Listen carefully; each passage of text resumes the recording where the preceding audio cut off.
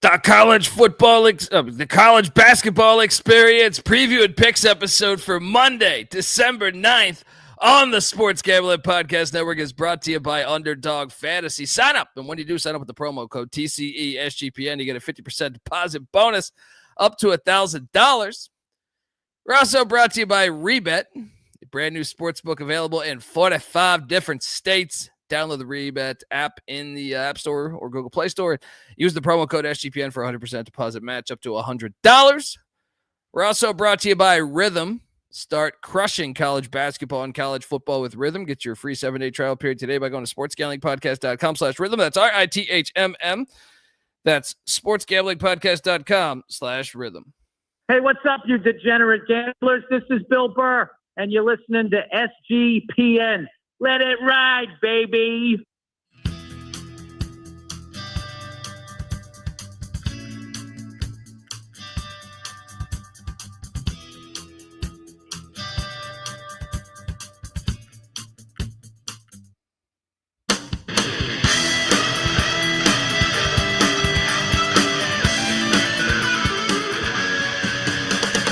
Yes, yes, yes. Woo! Welcome to the college basketball experience. College basketball experience. But check out the college football experience as well. This is our preview and pick show for Monday, December 9th. Sorry, we were talking pre-episode on the college football playoff, so it got me for one of these. YouTube.com/the college experience. Get on over there, hit that like and subscribe button as the race for 15,000. 15,000. If we don't get, look, I see the numbers. See how many people are they're watching. They're not subscribed. Get on over there, subscribe by January 1st, or this show's off the air for good. Get on over there, hit that like and subscribe button. If you're wondering who the hell you're listening to, my name is Colby Swinging Database Dan, aka Pick Don D. That's not a pick. This is a pick. He was raised in the land down under, where a man thinks on his feet, speaks with his fists, and lives by his wits. When Dundee happened, he was a superstar. He's the kind of guy that would drink a gallon of gasoline so he could piss in your campfire. You could drop this guy off at the Arctic Circle wearing a pair of bikini underwear without his toothbrush, and tomorrow afternoon he's going to show up at your poolside with $1 million smile and a fistful of pesos. Fistful of peso today. Gave you a winning day, people. I wasn't even on the show last night because I had a winning day in college football. I had to brag about it over there. All right? But I understand there was some Steve Alford slander. I understand. I lost money on Steve. I am joined by my co-host. He is the host of the Ryan and Rush Show and the Big 12 College Experience. Check out both of those. Give it up for former video coordinator for Hall of Fame, Coach Bob Huggins and Frank Martin, Ryan McIntyre, a.k.a. Money Line Mac. How are you, brother? Doing good. Welcome back. Football, we got 12 teams left, and spent a lot of the day just shitting on people. So it's always a good day when you can do that. Mac tonight. Come on, make it Mac tonight. It is great seeing these Tide fans that are completely bitter, and I feel like they have no ground to really stand on here. But I don't want to go too deep down this rabbit hole. But just gonna say this was an easy decision in my opinion. SMU belonged in. Your thoughts? Why do we play the games if we're just going to ignore losing as a 24-point favorite and a 14-point favorite? Yeah, they have no ground to stand. They know they have no ground to stand on. ESPN just thinks that we're dumbasses and we don't watch the game, and they just think that they can spew propaganda at us. But we, the people, push. We got to win today. We've been doing a lot of winning lately. It's been great. You got to push back on the establishment. You can't give in to these cowards, these filthy, corrupt cowards. That's true. We could talk. We'll save it for the football show. Check out the college football experience, folks. Yeah. Let's talk about the action that we had today, because I got my ass whooped right from the start on one game. Maine 72. Good Lord. Fordham 87. The Cocaine Bears might have done a little too much blow last night because, good Lord, 15-point loss. Who'd you take in this one? I took Maine, but I didn't bet it. I thought the line kind of stunk, and I stayed away on this one. But yeah, Fordham kind of just drilled their ass. Yeah. Ate shit there. But responded with the win. Didn't bet on this, but a win.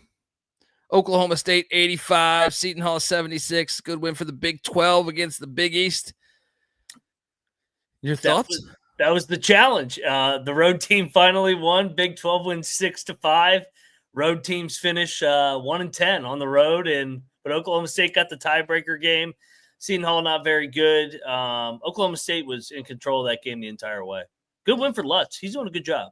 He is doing a good job. Auburn just obliterated Richmond. Didn't bet this.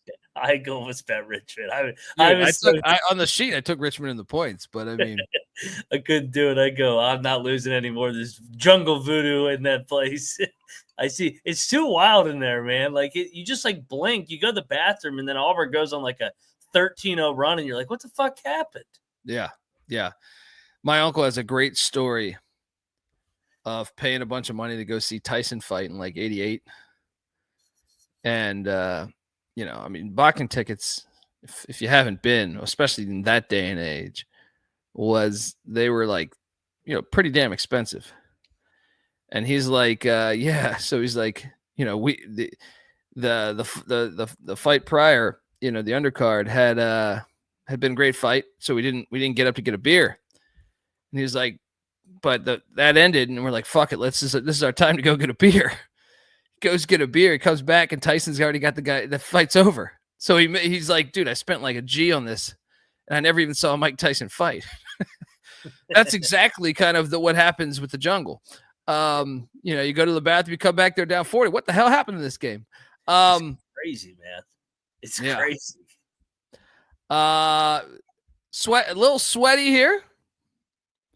And I'm hoping you bet this too, but the Boilermakers minus 4.5 cashed as they won by 5. Yeah, we got lucky as fuck. Lawyer was doing everything he could. He kept missing free throws. I was getting ready to fire off a text message saying, dude, Maryland's a good team, man. They looked the part. Remember what they did earlier in the week to Ohio State? Like, they just passed the eye test with Reese and Queen up front. He's a difference maker, and then the guard plays solid. They're an NCAA tournament team. I was about to say I'm probably gonna have to eat shit on. I'm not a big Kevin Willard fan. I really am not.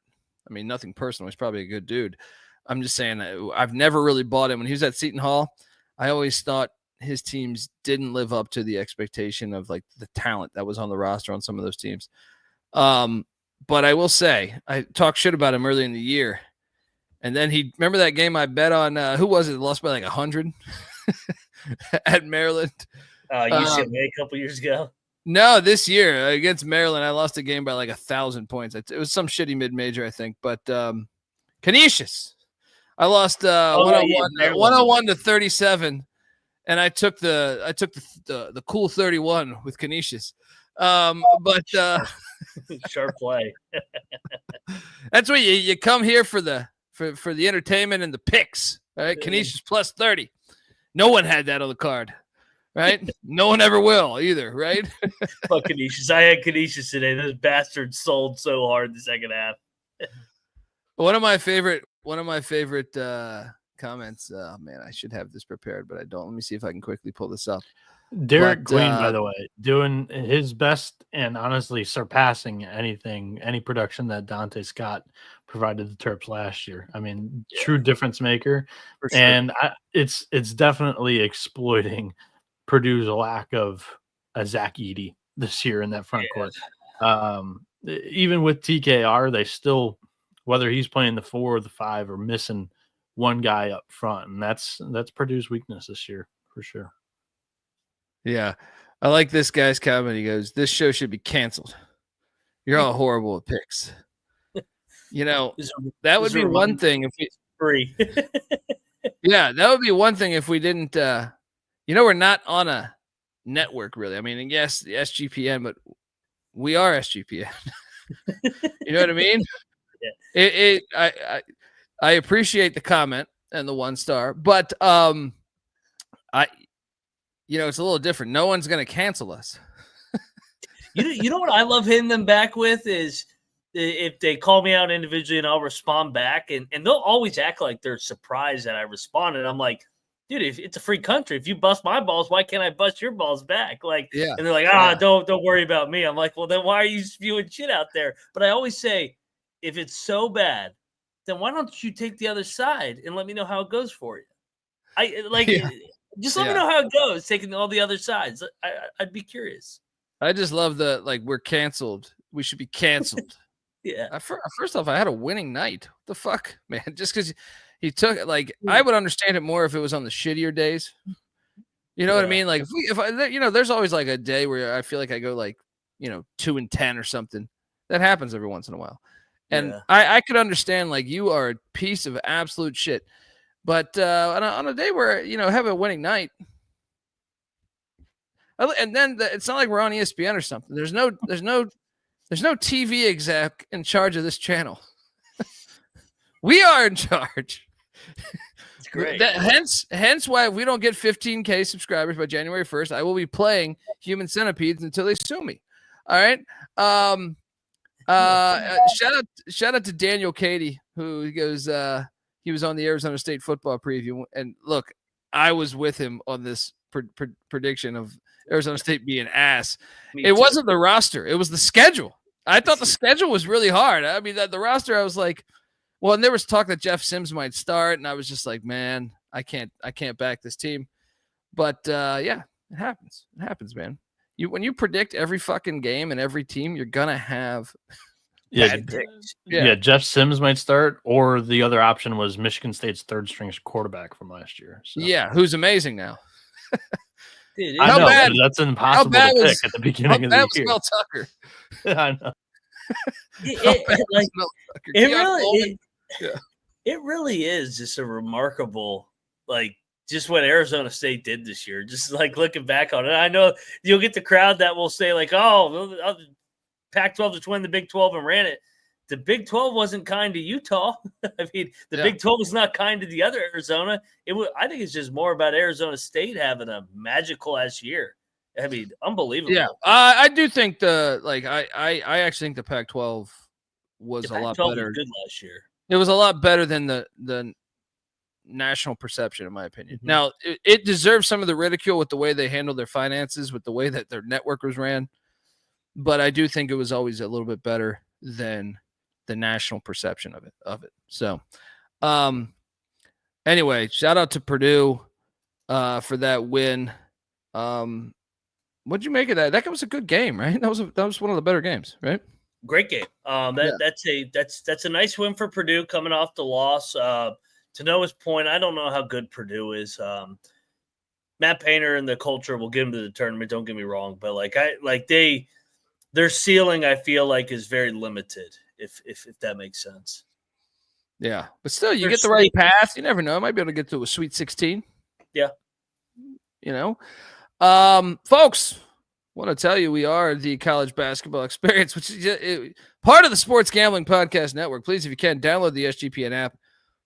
It's completely free, and you have easy access to all of our shows and all of our picks. It's free wherever you get the apps. Just type in SGPN and hit that download button. You'll get all of our articles, too. Shout out to Cannabis Capper, who's always killing it on the article front.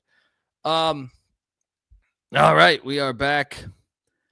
And I cashed on this one, too. Vanderbilt, 83. Get this TCU bullshit out of here. Did you tell me you rode the Frogs? I always tell me you rode the Frogs. I was buying in. I thought maybe they were going to have another good game here. Dude, they do so much dumb shit watching them. It's just they control the first half, and then they'll just have 6 straight turnovers, and they're so up and down. But the story of Mark Byington, year 1, 9-1. They have 3 bye games before SEC play. Dude, they're going to be 12-1 going into SEC play with the chance to get to the tournament. Damani knows, man. Real money. Will Purdue. He sent me an article with Will Purdue from the Chicago Bulls and San Antonio Spurs. Him and a few others with some money. They always had money. I never understood it. They just weren't cheating. In fact, I have a buddy that played safety at Oregon, and he told me, he was like, dude, I went on all these SEC trips. This is like 2008 or 9. And he's like, I went on all these SEC trips. He's like, the only schools that didn't offer me money were Kentucky and Vandy. He's like, every other SEC school offered me money. And then he goes, USC couldn't offer me money because they had just gotten into some sanction. He wanted to play at USC, but he took the bag and go play at Oregon. He said that was the only 2 Pac-12 schools that were offering at the time. But yeah, Vanderbilt, man, you let them get their shit together. Like, it seems they're getting their shit together. Watch out, man. Love those hires. Yep. I know Jerry Kill and Beck's not they're not the head coach, but bringing those guys in to Clark Lee in their defense. And then with Byington here, and then their baseball program. Hey, let's go. Let's go. Game of the day, storm of the day. Oof. Wow. This was fantastic. This was fantastic. And I heard Dennis Gates. You see Dennis Gates' comments on this? I'm pulling it up right now. My computer's please. No, I missed it. I saw him trying to. Oh, it's great. Oh, it's fantastic. It's on brand. It's on brand. Shout out to the great Dennis Gates. Big fan of Dennis Gates. I'd love to buy him a beer one day. Missouri 76, Kansas 67. Rivalry game. Tamar Bates had a huge fucking day. I think he had like 31 points or something like that. I ate shit on this one. I thought it was a get right spot for the Jayhawks. Same. Yeah. And see if you can find that comments. What'd you make of this game? Missouri just punched him in the mouth right from the fucking right from the tip. Like, you could tell that Kansas, for whatever reason, was not ready to play again and match the physicality. Missouri's long in the front court. They're athletic. They got size, and they I didn't know if Dennis Gates could win a big one like this, but he had those guys juiced up, and they drilled them.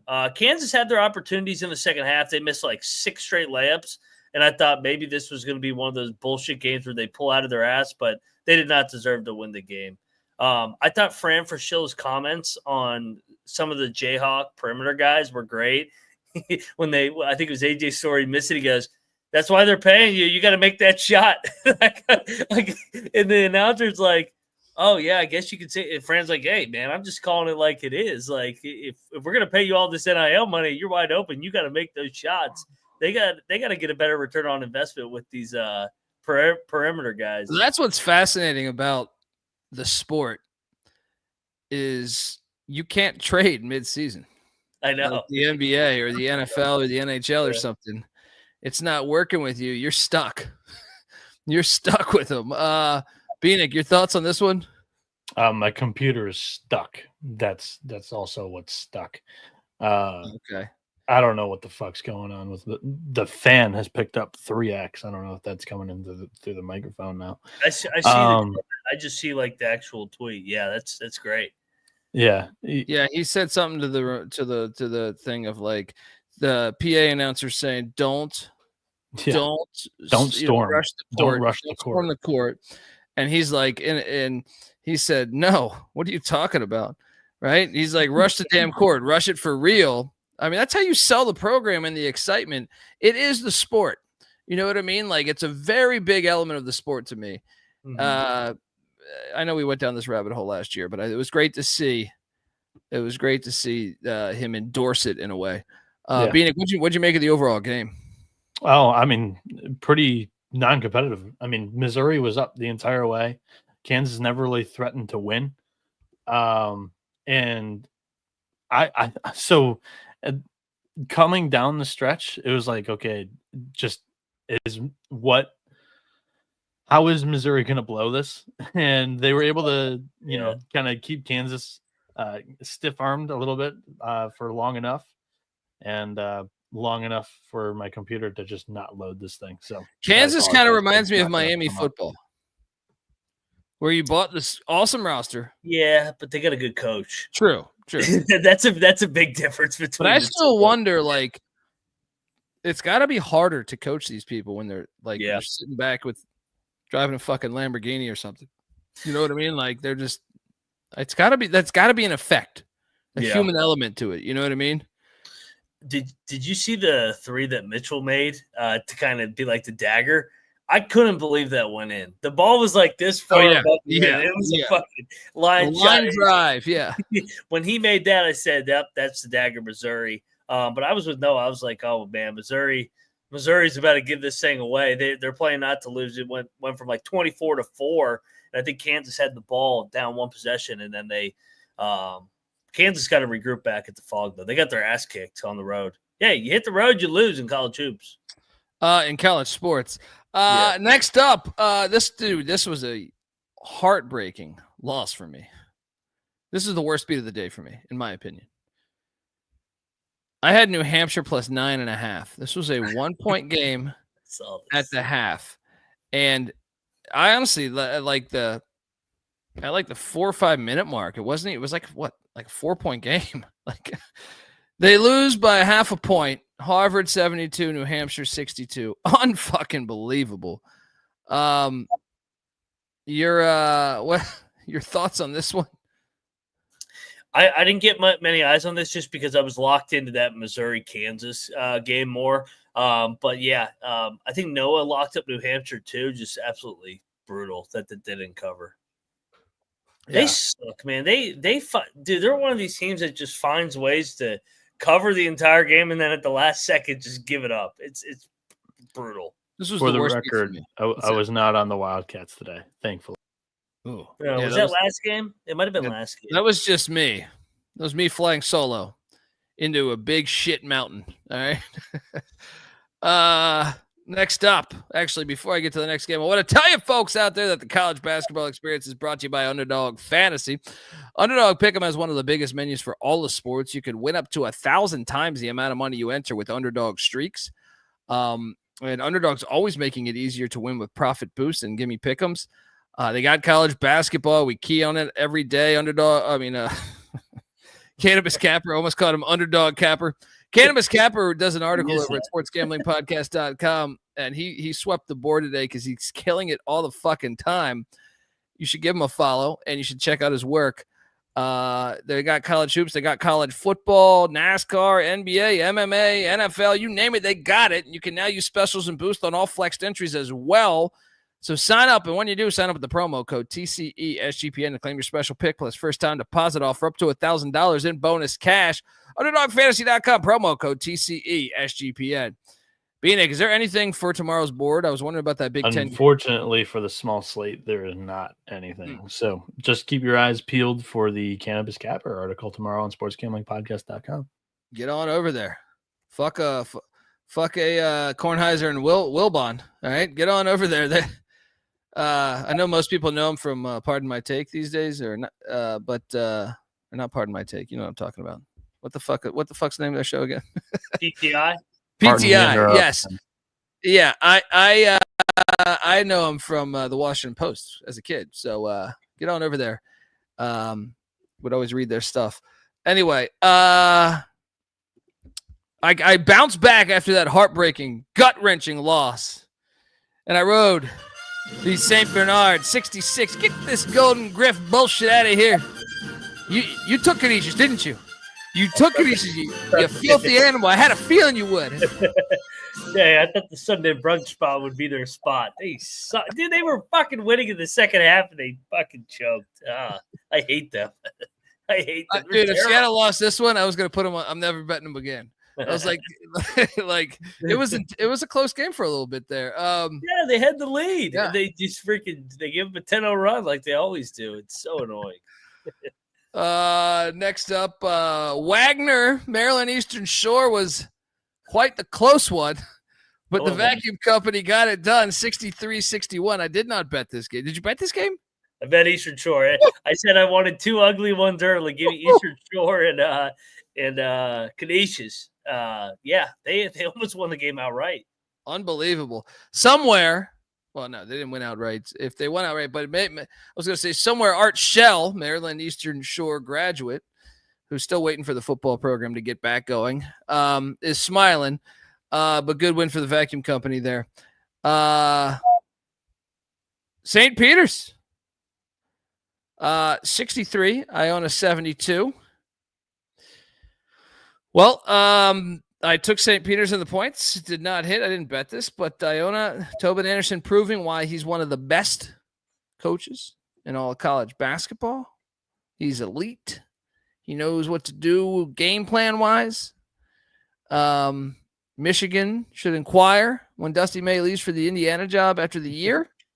Michigan should inquire about Tobin Anderson. Tobin. Let's go. Your thoughts on this one? Yeah, I bet Iona. They were fucking due. They got good players on that team. They're just inconsistent. So yeah, give me Iona. Good win, I guess. And yeah. Then you had, I feel like we should start talking about this Cornell team. I've caught multiple Cornell games where they looked really good. They fucked Army up. Oh man, I know it's Army, but I'm just saying they were on fire in the first half.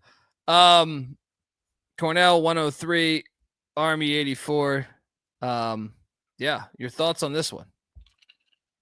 I'm glad I didn't bet Army. I thought the line was too high. I was like, man, I think they're telling us Cornell's going to drill them, and man, they did. Wow. Cornell's the first-year head coach doing a good job retaining that after Earl left for William and Mary.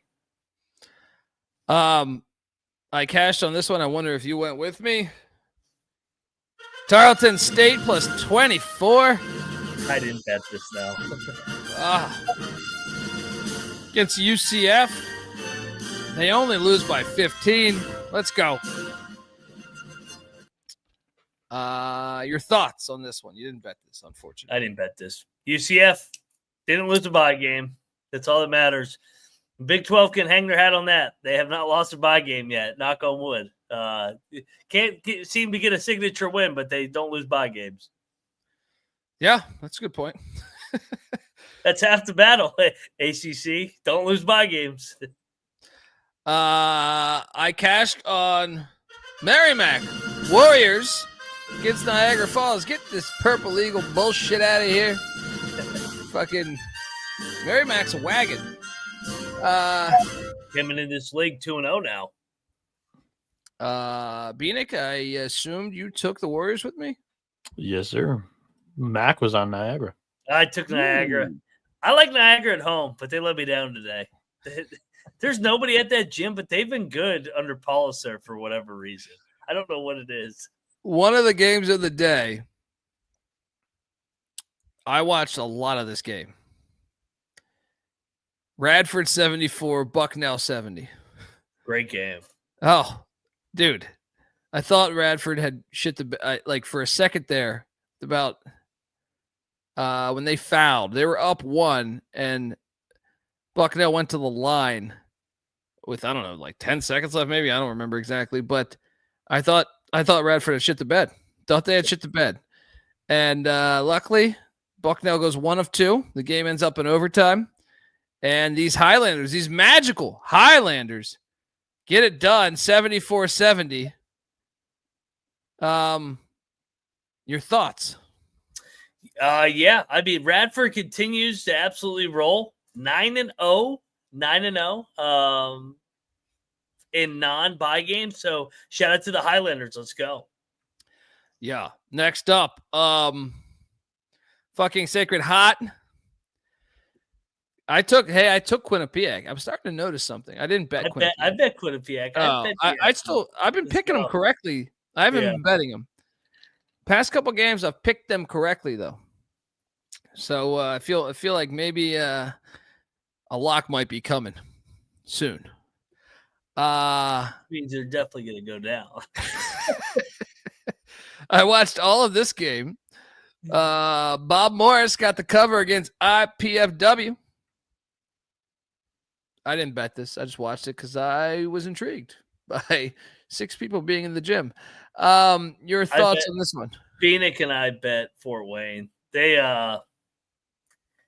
They've been inconsistent. They've been kind of a disappointing team, in my opinion.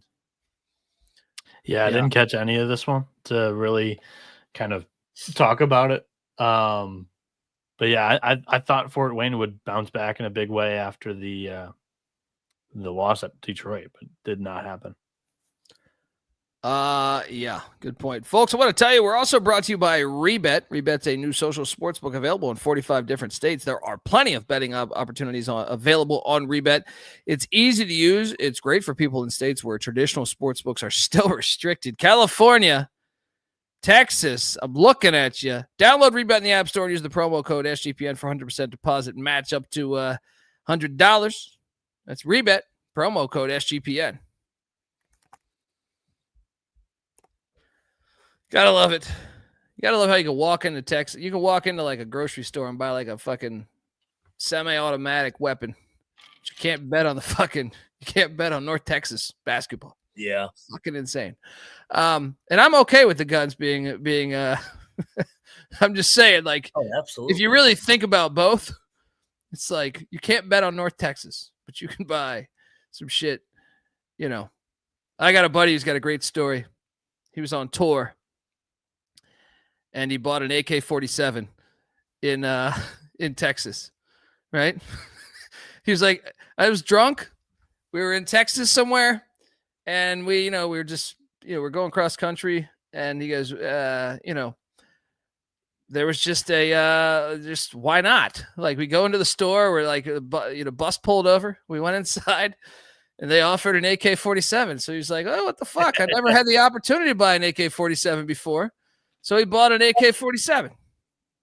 And I thought, wow, that's wild. You just got it you weren't even planning to get an AK. I go, maybe I would do the same. It's like I've always wanted to buy a flamethrower, just never been presented with the opportunity to get a flamethrower.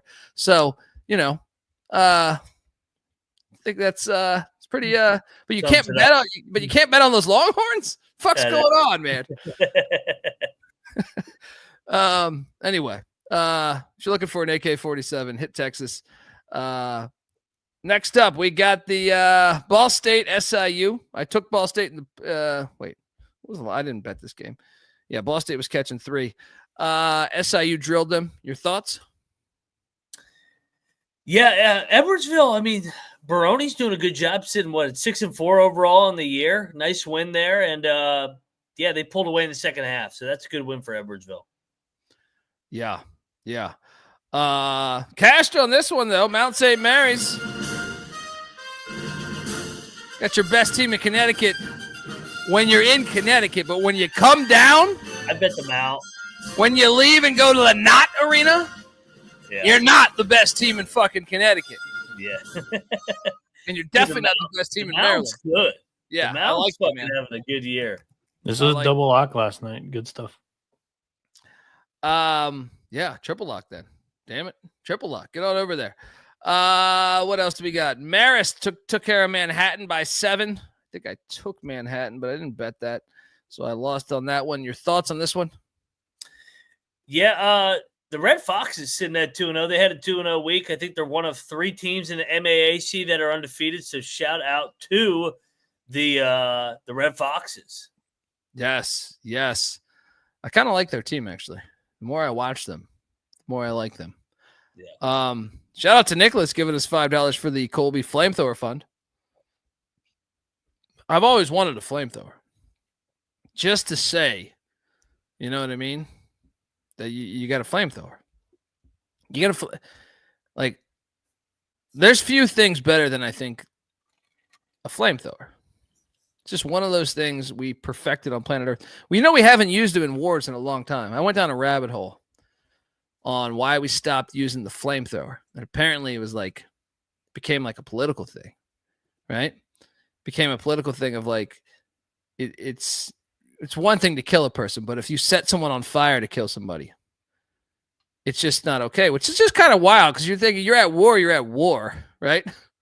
Yeah. You know what I mean? Like you're dead is dead, but I guess being on fire than death offends people more, apparently. kind of fascinated by that topic. But anyway, Not that I plan on killing anybody. I just want to shoot that thing off in the backyard. You know what I mean? Shoot it up, baby. Yeah. Look, all I see is the chat where Noah's just blocking motherfucker. Noah's like fucking. Colby, it got out of control last night. I got to the point I couldn't tell people to go fuck themselves anymore. It was too many clowns that wanted to say wild shit. So yeah, it's Bieniek's giving the old here, get that son of a bitch off the field. He's fired. He's killing these people. Bieniek's like goddamn Randy Cross over there, blocking everybody left and right. All right, Vince McMahon, you're fired. Is that Gary Zimmerman behind the scenes there? Yeah, it's like The Apprentice, baby. You're fired, baby. Cincinnati 84, Howard 67. I think Howard covered by a half a point. If you bet this, I didn't bet this. Did you bet this? You bet this? No. I stayed away. I had no idea how to evaluate the spot. Cincinnati off the loss, thought they could kill them, or they could go through the motions like they did with Xavier on deck. Cashed on this one. Finally, my toothpaste company coming in. Colgate Plus, what was it, 7.5, 8? I forget. They got it done. They didn't win outright, but they covered. And they're back, baby. Did you bet this? I must confess I bet Northeastern because I thought this was our Vermont play from 2 days ago where they were getting that 7.5, 8.5, and they were baiting us, and I go, they're going to get drilled. Northeastern had a 10-point lead with 2 minutes, but they missed their free throws, which makes no sense because they're Staples, and they should make their free throws. Yeah. Just a wise play. Chicago State covered for me. Didn't bet it. Did you take Chicago State? You take these Cougs? I did take the points. No bet. Yeah. I have a hard time trusting them this year. My viewpoint agrees with the 357. I've just called it growing pains. So it comes with the territory, I guess. Yeah. Oh yeah. Bring it on. And you're Jack fuck if you're people love the term Jack fuck. We need Jack fuck t-shirts, dude. Yeah, you fucking Jack fuck loser. I want you to diagnose a football or basketball team over the next year that runs a Jack fuck offense. All right? We're gonna break it down. Alarming. They run that Jack fuck offense. Max Jack fuck team of the year so far is Fullerton. Fullerton is a Jack fuck team. Despite them covering for us last night. I bet on Austin P, and they got absolutely destroyed by Samford. Bro, they were double digits. I know, man. I'm telling you, when your team, if you bet a dog that's like a 15-point favorite or a 15-point dog, and they go up double digits like right off the bat, it is the kiss of death. Because for whatever reason, they get a timeout, and they just run the team out of the building, and then they lose all momentum. Because like Austin Peay came out of the gates hot, and I'm like, oh yeah, they got this. Next thing you know, I look up, they're down 22. I'm like, Jesus. Yeah. Yeah, I took an L with Austin Peay. That was one of my 3 bad bets today. Well, I'll say one to the opposite of that was I had Florida Gulf Coast plus 14, and like out the gate, I was like, they're down like 20, and I'm like, all right, but they come back, they only lose by 9. Yes, my Eagles are flying, baby, fly. I bet this with you.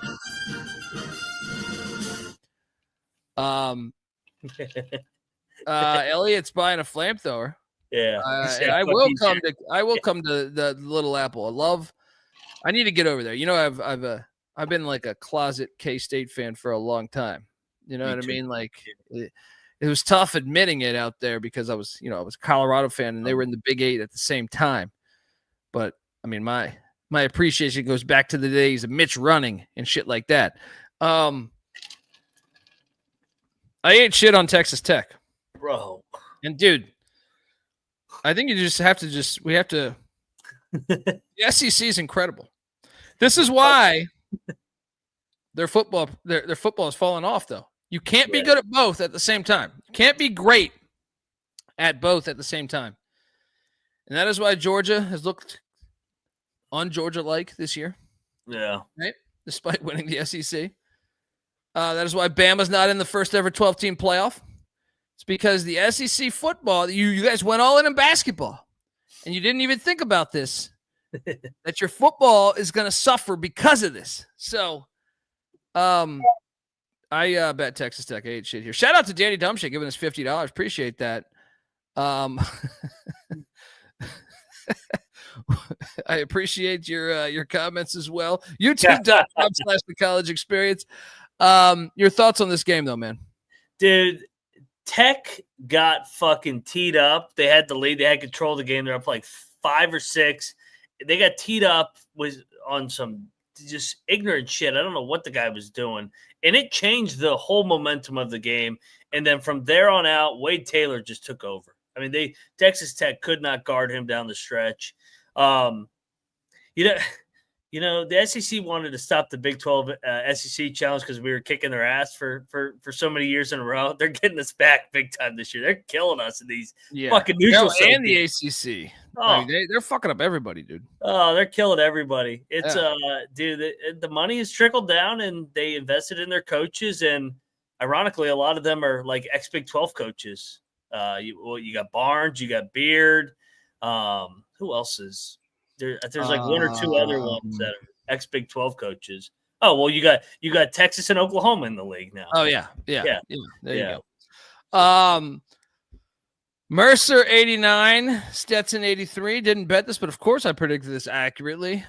I had no feel on this game. Hand me the shotgun. I bet Stetson they fucking lose in overtime as a dog. That was a nice one. I almost pulled the trigger on Rice. Thankfully, I didn't because they did not cover against Texas State. Shout out to the Bobcats for getting it done. And what I love about you guys, apparently, just from me reading the chat today, I didn't listen at all to your guys' episode last night. Not that I didn't think it was quality. It's that I never fucking sleep. And I got done with the football show, and I said, guess what? Let me talk shit on Twitter for 4 hours to a bunch of people. Then I'll fall asleep. But I love how just, what do they say in the A-team? A plan comes together. Yeah. I know something about college sports. I know that Arkansas State and Memphis is a rivalry game. A lot of people don't know that, right? Yep.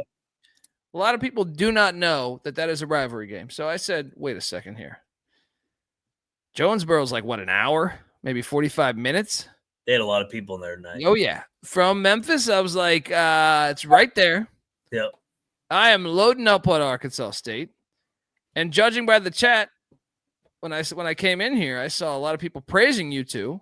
But I loaded up on Arkansas State. You guys loaded up on what does he say? If you can change, everybody can change. Right? Yeah. Rocky Balboa here, Rocky 4. Let's go.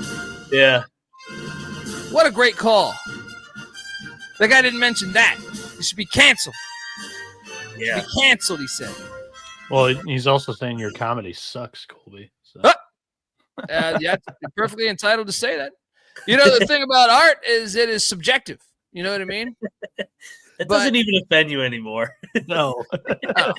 That's if you do enough open mics, you know. Yeah. But also in this show, which is becoming like this show is starting to remind me of like an open mic in the Valley of California. But it really is. There's a lot of shit going on in this show. It happens to be a basketball show. It's just a lot of shit going on. Yeah. And then there's basketball that we may talk about at time. How about this basketball game though? I mean, Arkansas State went in there and controlled the entire thing. They were up like 13 in the first 3 minutes and did not look back. Oh yeah, this was a classic. To me, I was like, Memphis is not going to be super focused. Well, meanwhile, Arkansas State has probably the fact they had this on the schedule. They're just sitting there like, oh yeah. Okay, December 8th, we're bringing our fucking A game. You know, they probably had team meetings about this shit. I'm talking like I'm talking like at the party. At the party, you know, some of the players sitting there having their cocktails. They're like, hey, dude, don't fuck around on December 8th. We're bringing our fucking game. You just know I didn't pull the trigger on the money line here, but shout out to Mac who did, and Colby, you might have too. But I did. I was like, of course, yeah. Just watching Arkansas State, I didn't believe that they could actually pull it off outright. And very impressive performance. Like I said, they never look back after an early lead. And shout out to Charles. I know he's a Memphis fan, but I think he probably knew this was possible because of the rivalry angle. Yeah, but here's the problem with Charles. Do you think this is going to be the last one that they drop like this? This is what they fucking do under Penny. And I know they gave me shit for being a Penny and Memphis hater. They lost to fucking Rice at home last year. That's why they didn't get in the NCAA tournament. I'll bet any amount of money they'll probably drop another home game or two in the AAC, and they're probably going to have to win the tournament come March again to get in the dance. Because that's what they do at Memphis. Yeah. I mean, I do think they got drilled today, by the way. Like, it was never a game.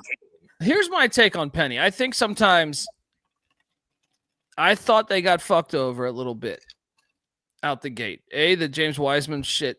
I gave him $1,000 or whatever the fuck it was. Even if it was $50,000, I don't give a fuck. Everyone else is fucking paid. Zion was in that same fucking tournament or whoever it was. I guarantee you. So I have issues with the NCAA coming at them because of that. I do. And I think that did hurt his first couple of years and maybe his momentum for the program, right? Mm-hmm. I also thought they got misseeded one of those years. The 9-seed year? Yeah, they got fucked on that. I thought they got fucked on that. It should have been like a 6-seed. And I feel like they've had it out for him in a way. Now, at the same time, could Penny be more consistent? 100%.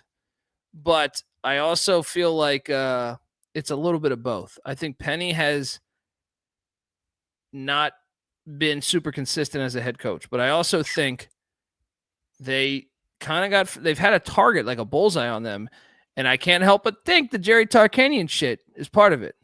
You know what I mean? Like, you show up, and I know Memphis historically back in the 80s were fire.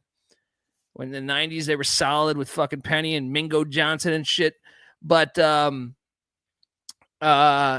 then obviously with Calipari, but I also just think like there's something about like it screams strange to me that they chose that. It reminds me in a way of the Tarkanian shit. Are they like, oh, new guy on the block? Let me show you how it is. You know what I mean? Like, let me show you how it is. When you know every goddamn, especially now that NIL, I'm so glad NIL's out there. I know you might think differently, and to me, I am, because look, I know it's crazy to think of 18-year-olds with like fucking $1 million. I get that, right? In general, I just think that's a crazy thought for society, right? Yeah. Even though, like it's just, I get that. But at the same time, like I just thought there's so many examples of it, whether it's football or basketball, if you really dive into the sport, where it's just not fair, where they let certain ones get paid. They let certain ones not. And there's zero consistency there. So NIL, I think, opens things above the table. And then you had situations I was reading about, I think it was LSU, who had turned a player had gone on they thought he had gone, so he had been paid by LSU. They thought he was going to transfer to Ole Miss. And the story is that really he was just seeing someone at Ole Miss. But he went to Ole Miss. He was seen there. And they cut off. So they were paying for his electricity at his mom's house, right? Everything. Like paying. They cut that shit off the second they saw a photo of him at Ole Miss. And I thought, what fucking pieces of shit. You're not even going to ask. You're just assuming he's at Ole Miss. Yeah. And I understand he could have been at Ole Miss, but I like it more out there. I don't like it under the table. You know what I mean? It's even the playing field. Yeah. It is even the playing field. Yeah, 100%. So to me, I like it out there. I understand the downside of that. I understand that, like, you could have some people that aren't prepared for money out in society being fucking maniacs. And I understand that. But to me, I just think they've been getting away with shit for a long time, and I think it's better. I don't like the portal intertwined with it. That's my biggest gripe of, like, hey, come transfer here and we'll give you a bag of cash. And you don't have to sit out at all. It's just like there's the whole – I don't like the combination of it. I got no problem with these kids making money.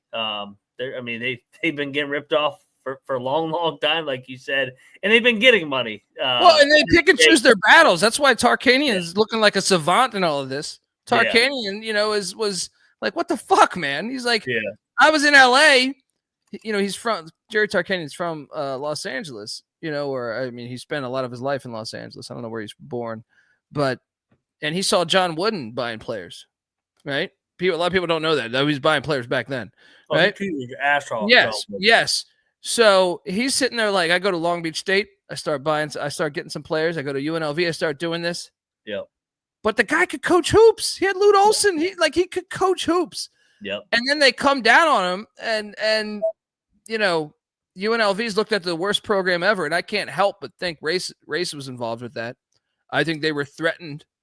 The NCAA, especially at that point in time with the older part of the NCAA in the late 80s, like the people working in the NCAA, seeing the way UNLV was winning and how they were winning as far as, I think they're almost like prefab 5. And I have issues with like, why can't they? And Tarkanian's point was fantastic. He was like, wait, Kentucky's doing this. Kentucky's doing this. Duke's doing this. Carolina's doing this. Why can't we? Yep. Anyway, what's up, Bieniek? Well, I mean, kind of to stem off your points, and we're already so off topic. So, but Dan Wetzel on the Inquirer was talking about how just tracking recruiting over the, this early signing period in the top 100, there's like 10 less players that committed to the top 5 schools compared to average in years past, like the 20 years prior. So it is definitely doing just as much good as some louder voices are saying it is bad. And shout out to Dan Wetzel. We've had him on the show before. He's a great guy, and I love this brings a perfect tie-in. Bieniek, he wrote a book about Jerry Tarkanian. Everyone should check out that book. It's a great book. I forget the name of it off the top of my head, but he wrote a book about Jerry Tarkanian. You can search that. Anyway, let's continue. But Penny, I still say, like, I know he's on the hot seat. I think I'd give him another year because of that, the James Weissman shit, because of the misseeding. I'd still give him another year. Well, I mean, I guess if he misses the tournament outright, maybe you think about it. But if he makes the tournament, it's going to be hard with the way that the season started, changing your whole staff on Labor Day. That just like screams chaos. But not to me though. You get Stansbury out of there, I was like, oh, upgrade. Speaking my language. Yeah. It's just a shit show program. But hey, they're talent. They got talent. I mean, they should win the American. They should. That's what we keep saying. But I need to see it. Yeah. I mean, it was just. We'll see too. I agree. South Alabama 76, Jacksonville State 74. Perfectly. I covered on this. I took Jack State, but didn't bet this. I didn't bet this, but anyway. Murray State drilled SEMO. Didn't bet that, but definitely ate shit with the SEMO plus. Well, I think it was like 17. If memory serves me correct. How about this one? This was a shocker to me. This, what's going on? They're my version of this year's TCU. My call of the night. My call of the night. I knew you were going to this game. Let's go. How did they give up 84 to Prairie View? I know. Dude, I have a hard time. Like, I'm a Chris Jans guy. I'm a Mike Leach guy. And I'm a big fan of those guys. And I think Mississippi State, I've seen them with an offense that I haven't seen Mississippi State have since fucking Eric Dampier. And I'm sitting there like, whoa, we could do this. But they remind me of my TCU pick. Like game in, game out, you're like, certain games you're like, whoa, they could beat anybody in the nation. Next game, it's like, did we really just win by 7 against Prairie View? Good God. I mean, Noah, he was so confident. I tried talking Mac into this so badly. I had some cocktails at that point. Time at halftime. I was sweating. I didn't even bet on this game, but I was just sweating as my take of like Mississippi State's dangerous. I was just like, how are they tied up with Prairie View? Unreal. Unbelievable. Unreal. They still won though. Incredible. A win is a win is a win. And I'm learning now every time I pop in is when the terrorists decide to start going to town. Yeah, what the hell happened here? I don't know. What the hell happened here? I see this. This is fantastic. A lot. Noah Bieniek working the offensive line tonight, blocking people left and right. There's just so many of them now. I've never seen it like this in all my 7 years of doing this damn show. Yeah, it started last night. Well, it started Friday night with our pick show, and then it's carried into last night. We got a little wild, and it looks like it's wild again tonight. Success. They say success brings terrorists. You know what I mean? And we have terrorists. Hey, keep bringing it on, and make sure you subscribe. We need 15,000 by January 1st, or the show's over. We're canceled by our superiors. Hey, you never know. We may get so many trolls in here that they may single-handedly get us to 15K. True. They keep getting banned, and they got to create another account. Or they might get us kicked off. Either way, we're in a good spot. It helps it helps the algorithm. They just keep searching the college basketball experience so they can jump back in and stir shit up. They don't know that they're just helping us. A lot of jack fucking going on right there. A lot of jack fucking out there. So my dog, I think, was like repositioning. I got this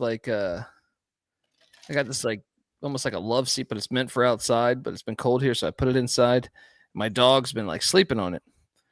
And I think he ate shit going up it right now because he took a tumble in the middle of that. A little bump in the road. Yeah, a little bump in the road there for Muddy Waters. I cashed on Louisiana Tech. I'm curious if you went with the Bulldogs here as they win by 11 against the Raging Cajuns. I went with my Raging Cajuns. They had a halftime lead, and they suck. Like, the more and more I watch them, like, what happened to them this year? Yeah. This has been a good program. They're like 1-8 now. Bob Marlin, he even brought out the red fucking blazer for the game, and they still sold in the second half. Yeah, when you go to the red blazer, that's a bold move. This is a problem. I'm starting to wonder if like this could be like I know it's different levels and different sport, but like a Gundy situation. Where it's just like it's time for Marlin to step down and let somebody else run the program because they've been regressing over the. They should have made the tournament like I think it was 2 years ago. 2 or 3. I think it was 3. Yeah, but this has been a good program. 1-8. Come on. Yeah. Fucking Dartmouth. I almost bet fucking Dartmouth.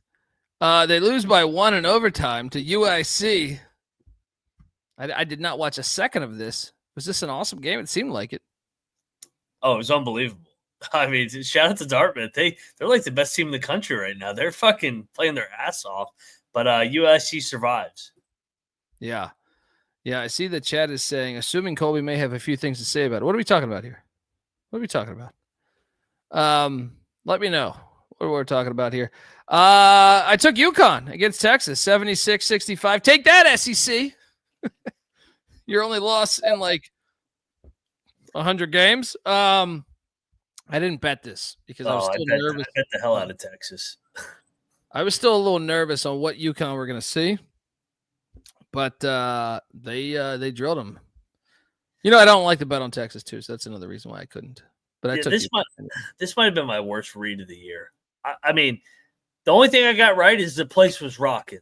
I mean, that place was ready to rock and roll, and then UConn just took the life out of it. I don't know what Rodney Terry's game plan was going into the game. They wanted to switch everything defensively, but it was like the worst effort to switch things I've ever seen. And they were giving up layup after layup. People talking about they were giving up threes at halftime. It's like, bro, you gave up 10 layups to UConn. UConn kicked their ass. I mean, that game was never even close. And you just wonder about Rodney Terry as a coach in a game like that. I do. I wasn't a fan of it from the start. Yeah.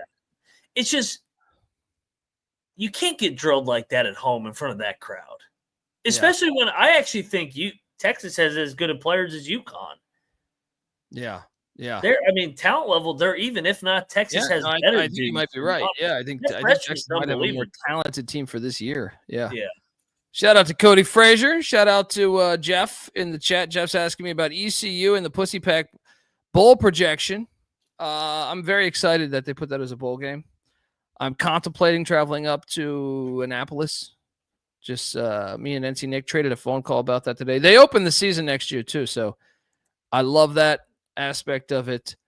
And I know it's going to be backups, so that's the thing. And by the way, I want to shout that out. I mean, this is another thing. I want to ask you this. What you got?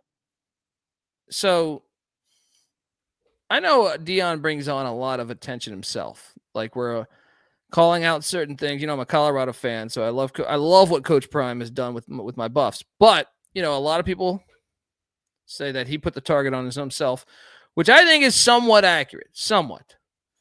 But damn it, I don't see enough people talking about how he's got all of his fucking players playing the bowl game. Oh, it's great. I think that should be a fucking storyline on the front page of fucking ESPN. Yeah. And it's not. And I wonder why.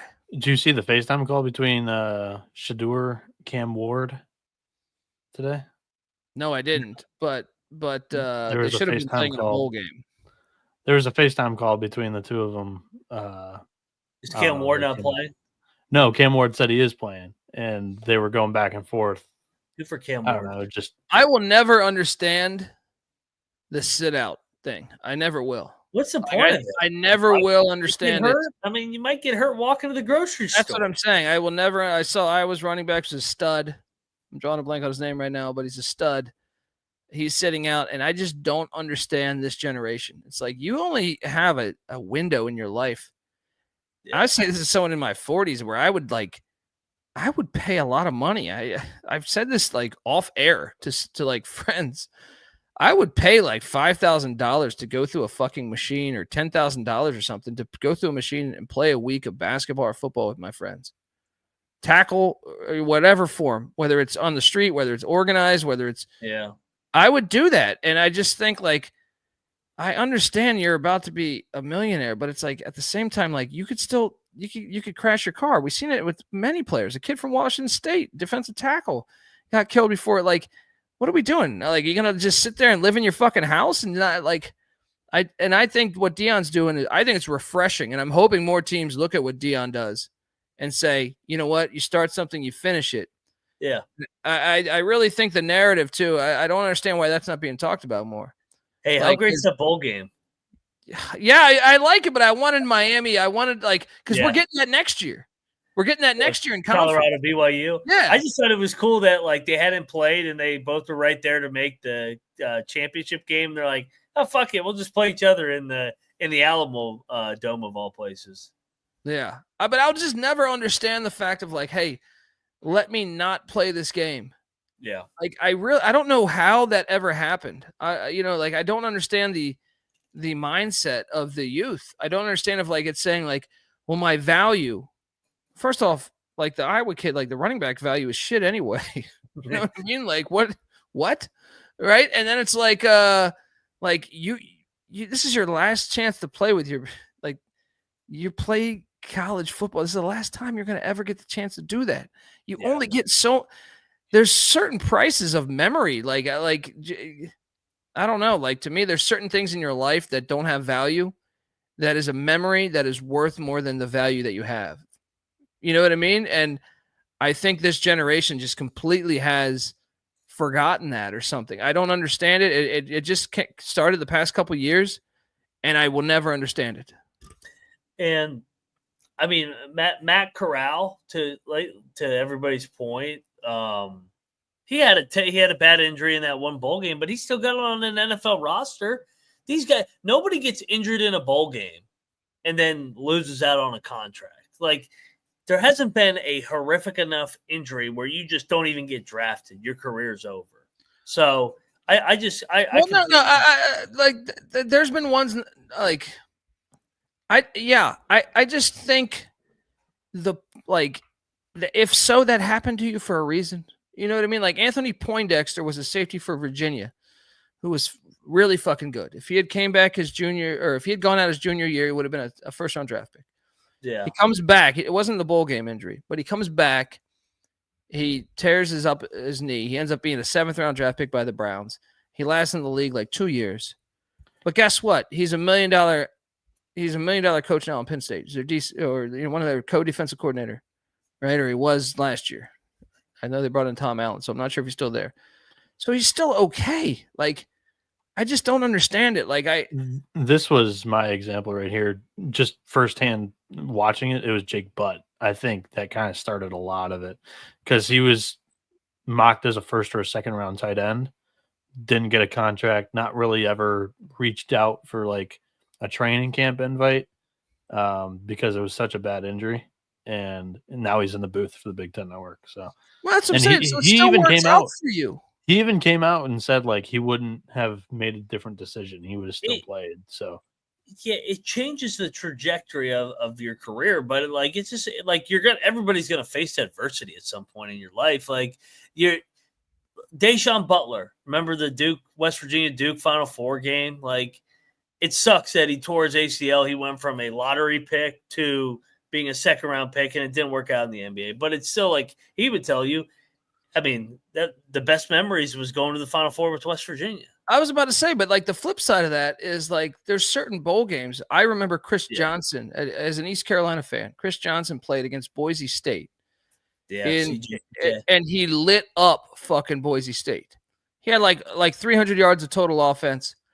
And I remember that forever. And I would imagine if you ask Chris Johnson this, and I can't speak for him, but I'm saying I would assume that like him and his buddies from that ECU team have that forever, saying, remember when Boise State, they just came off that Oklahoma win. We took them out and we fucked them up. And it was like every ECU fan I run into, if you mentioned that Chris Johnson thing, they're like, oh, we remember that fucking game. So you're like immortal in that regard. Like you go to ECU, like they have a thing on it. You're immortal in that regard. And you're passing that up.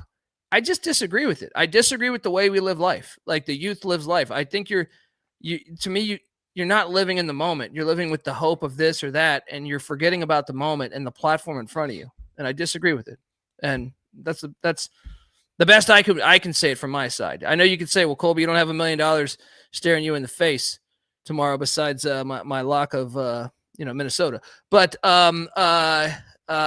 yeah. On NIL and playoff and maybe even expansion. Hold on. Say it again. I didn't hear that. You broke up. You broke up from the start. Start again. On the topic of a couple of things that we've already talked about this show, NIL and playoff expansion, or just the playoff in general, those are two things that are going to help eliminate that on the football side. You don't see that on the basketball side because unless you're going to the NIT where North Carolina I saw Carolina. That's what I'm saying. But with the expanded tournaments, at least 64 teams aren't all doing it. Like bowl games. Bowl games are utterly useless. It does come at the expense of the bowl games, and who cares about? Well, they're useless to you, Noah. They're not useless if you can play to. But I'm saying they're if you expand the playoff, then the bowl games are even more out off the reservation. Like not many people are going to. I don't know. That's not the point, Colby. No, I get your point. When you expand the playoff, the guys yes. are going to play more games. That's the point. NIL, you put it in the contract that you play the postseason game and or games. That's how you defeat this whole thing. And yeah, with basketball, I'm just thankful that that's not really a. No, but I'll take you to the NIT thing. Like to me, when Carolina or there was like 4 or 5 schools that did this, I think that's bullshit. I think that's bullshit to me. Like. Agreed. I think like that. I'll throw it in the same bin as the sitting out the bowl game. And I think it's like, okay, so your objective of making the NCAA tournament failed, but you have an opportunity to go play basketball on national television, and do something as a team and say, guess what? And prove a point that we should have been in the field. How did the players not speak up like on the NIT? Like, no, we want to play. We're going to play for the NIT title. Like, yeah, we're going to prove that you're fucking wrong. We're going to prove that the committee is wrong. And I disagree with the whole bowl thing too. Like teams like Army and Navy, they're probably never going to go to the playoff just with the way it's structured. We saw it this year. Army was about as good as they'll ever be, and they weren't even considered because beating Notre Dame is going to be a very, very long shot. The Army and Navy and Air Force, they look forward to the bowl game. Like the alumni, the universities, and universities like that love the bowl game. Yeah, no, you're completely right, and that's why I'll take them against Marshall. But yeah, I And just don't Oklahoma. understand it. I just don't understand it. I don't understand. To me, it's something that I don't understand the ideology of it. I just don't. It doesn't make sense to me. You're alive one time. You know what I mean? Like you get, as far as we know, you're alive one time. Anyway, I could talk about this for an hour. But let's talk about Jackson State basketball. They got drilled by 42 today. I took Jackson State too, man. On the picks page, didn't bet that. Didn't bet that. No one's probably complaining about Iowa State playing Jackson State back there. He probably is. He probably is. They just played Marquette and they played 3 games in Maui, so they took Jackson State behind the woodshed. At least they didn't do what fucking Mississippi State did with Prairie View. That would have been bad. But yeah, Iowa State doesn't fuck around in these games. Yeah. Did you bet this? No, I stayed away. I didn't know if they were gonna just absolutely house them right off the bat. I mean, they were off the top 5 matchup and Maui. Yeah. And they have Iowa on deck. Maybe. Iowa. Yeah. Maybe the game of the day here. Oh my God. This game was awesome. But the bank was open. The bank was open for UCLA. Yeah. Oh my God. First off, Oregon hits a 3 that looks like it's going to be the buzzer beater or the game winner. You know what I mean? Like not the buzzer beater, but the game winner. With what? I don't know. 7 seconds left. I don't know. And then Oregon, UCLA runs up to half court, calls timeout. And that, even with that, half the team was running like some type of play. Yeah. So they almost threw up a dumb shot before Cronin called timeout. They call timeout. They come out of a set. The guy defends it as good as possible, by the way. The guy defends it as good as possible. I'm drawing a blank on the defender. And a banked in 3 off glass. I wonder if he caught it. Dylan Andrews. Just hilarious. Banked in 3 to win the game, 73-71, giving us a classic Pac-12 game. Your thoughts on this one? I took the Bruins, but I did not wager on them. I did. I locked up UCLA. I thought they were going to win, and they were the better team. I thought they controlled the game, but then they did everything in their power to lose that game. They played like Missouri down the stretch not to lose when they got like an 8-point lead with 4 minutes. And yeah, I mean, the guy slips and somehow throws up a back 3. And then Mick Cronin saying, "This is the Big Ten." Like in the post game with Danny Katz, it's like, "Welcome to the Big Ten." He goes, "Oh, this is the Big Ten. I don't even know what conference we're in now." Fantastic. I missed that part. Well, because it's weird for them because they're playing Oregon. Like, it doesn't feel like the Big Ten. Like you're playing Oregon. You're not thinking you're in the Big Ten at that point. Fantastic game. Folks, want to tell you the college basketball experience is brought to you by MyBookie.ag. MyBookie's been running on SGPN for years. Check out their new and improved website. It's great on mobile. Plus, there's props for every game, and the live daily casino is a bunch of fun. Head over to MyBookie.ag, promo code SGPN for 100% deposit match up to $1,000. I'm going to give you a little $10 casino chip, too, to get your beak wet. That's MyBookie.ag, promo code SGPN. We're also brought to you by Rhythm. SGPN's proud partner, Rhythm, is the #1 AI-powered sports betting platform. It helps provide bettors of all levels the ability to build custom predictive betting models in seconds to get predictions for betting on money lines, spreads, totals, props. Look, you can copy one of the top performing models from the leaderboard. I think you'll still make money, personally. But you could also build your own, like old Pick Dundee here, have it adjust around that. You can now track all the props in the Rhythm app. They just introduced college basketball on November 2nd, right before the season tipped.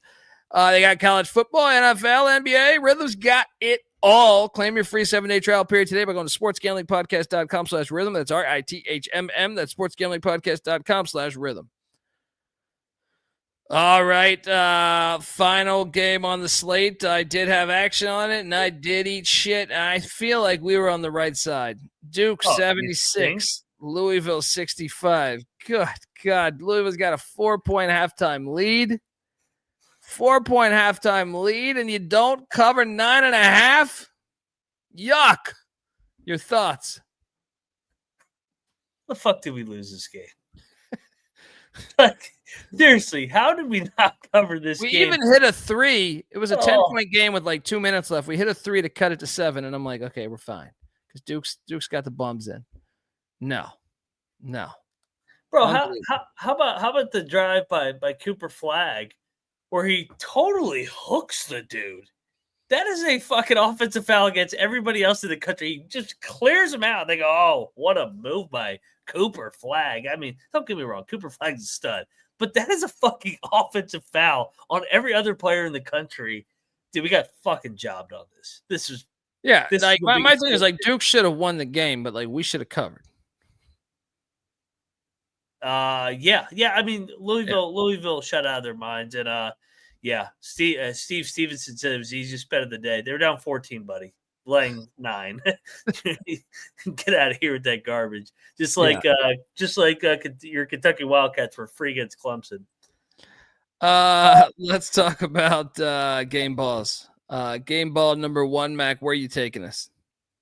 Let's go to game ball number 1. I think we got to go to UConn.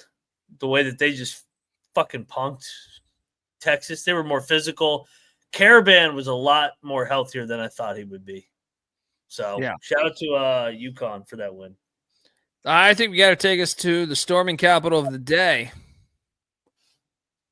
Columbia, Missouri, where they took down the number 1 Kansas Jayhawks. Shout out to Mizzou and Dennis Gates and company. Game ball for sure. That's one you remember when you're on your deathbed. You're on your deathbed and you say, you know what? We did beat the number 1 team in the nation, those filthy whores who paid all that money for their roster. All right? They came in our house. They thought they could push us around, and we said, fuck you. We got it done. Shout out to them. Second game ball. Where are you going? Ark State at plus 800 moneyline dog. That's another one you remember on your deathbed. Yeah. I mean, we're talking about free money in the chat. This was free money. You're a plus 800 dog and you lead by double digits from about the opening tip. This is free money. Ark State. Never in doubt if you had the plus 13. Well played. Never even thought about losing it. I'm going to go with Mick.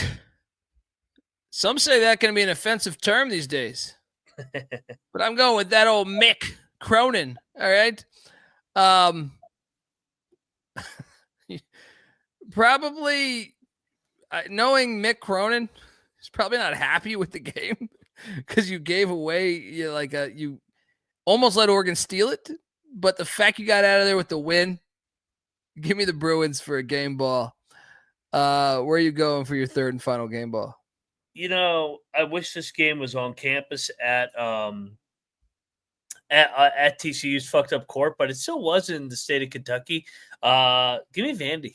Vandy 9-1. Mark Byington. What the fuck's going on? Vandy's a wagon. Hell yeah. And I will take you. That's a good game ball. I do co-sign that one. I will take you to the likes of Texas A&M. The Buzzsaw had a heartbreaking loss to open the season. Haven't been living up to really the level I thought they'd be playing at this year, but this is a start. You go to Lubbock, you get that dub. Give me a game ball there. All right, folks, we have tomorrow's slate. A lot of games. And it starts off with my bad, Noah. You got it. Do you, Noah? The game of the day. By the way, complete fail on college basketball for giving us this slate. It's horrible. Like I'm happy with this particular game, but I'm saying this was a terrible job of scheduling. This is why I don't understand the sport. Like, okay, like someone asked me before, they were complaining about Alabama today, and they're like, we got to fix the sport. There needs to be a commissioner. And I'm like, yeah, we've been saying that for like 100 years, but also that's also what saves the sport. Because when you think about you're playing a sport with 360 teams in one division, right? That's the reason why corporate America can't get its hands on all of it. And because they can't even fathom how how do we do this? That's what saves the sport. Each conference has their own, and that's what saves the product to me. And same can be said for college football with 136 teams in the FBS next year. But at the same time, poor fucking job. If TV execs are going to put UCLA and Rutgers in the same fucking conference, load us up with great games every single day of the week. Every single day of the week. And this is a failure here. They gave us one game right here. Minnesota is heading into Assembly Hall to take on Indiana. Indiana's laying 10.5. I can't help but lock up Minnesota plus 10.5 because I got to fade Woodson. It's just, I think it's under the Christmas tree over there on an ornament there. Fade Mike Woodson playing double digits, right? The gift that keeps on giving. Yes. Mac, what are you doing here? Yeah, I'll join you. Minnesota lost their opener to Sparty, who I think is right there as a contender. I think it's a little bit of a desperate spot to a certain degree. Give me the Golden Gophers to keep this within the number. Lock it up. There we go. One possession. Double lock. I think Indiana will win by like 4 or 5, maybe 6. I agree. Mike Woodson against a quality team. And I'll come in and just clear everything that Colby was saying. I agree for the most part, but it is exam week. And after all, we cross our fingers that these are still student athletes and not just, athletes. Well, look, if you want to bring up exam week, that might matter more when Thomas is playing Boston U at that same time. I'm just saying, like, that's the reason why we've only got 5 games today.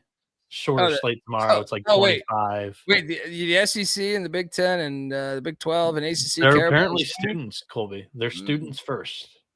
I do remember reading that essay on Rosa Parks that one North Carolina basketball player wrote.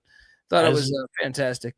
Academics number 1. Noah. Academics is number 1. Basketball is number 2. Yeah. I see you on YouTube doing that. And as my father always said, academics before athletics. So, but yes, let me just take the points. Lock it up. Triple lock. I just want to get. Oh, there we go. Let me play that music. Triple lock on these Gophers.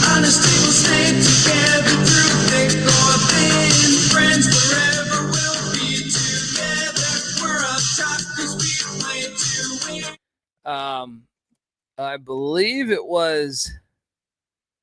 Who was it? I forget the player. I just want to quickly see if I can pull this thing up. I love Kentucky fans. They're so delusional. All right, here we. Who's more delusional, Colby? Kentucky or UConn fans? They're close, man. Kentucky, because they kind of have a little bit with football. Yeah. UConn, I feel like you talk to a UConn fan about football, they're like, UConn, we hit that Jim Mora over, by the way. That was my number 1 lock of the year. UConn football is coming, by the way. Yeah. Those were the 2 easiest overs of the year. I just want to quote the great institution in Chapel Hill I believe this was under Roy Williams' watch, who I'm sure they'll build a statue for at some point. Back to our earlier conversation. So this is this got graded as an A. This is the whole thesis, the essay that they're supposed to put on, for whatever topic I'm assuming I wasn't in the class, but this is the 1 paragraph thing that the player turned in for that was an A. On the evening of December, Rosa Parks, no punctuation or anything, decided that she was going to sit in the white people section of the bus in Montgomery, Alabama. During this time, blacks had to give up their seats to whites. When more whites got on the bus, Rosa Parks refused to give up her seat. Her and the bus driver began to talk, and the conversation went like this, quotations. "Let me have those front seats," said the driver. She didn't give up and told the driver that she was tired of giving her seat up to white people. "I'm going to have you arrested," said the driver.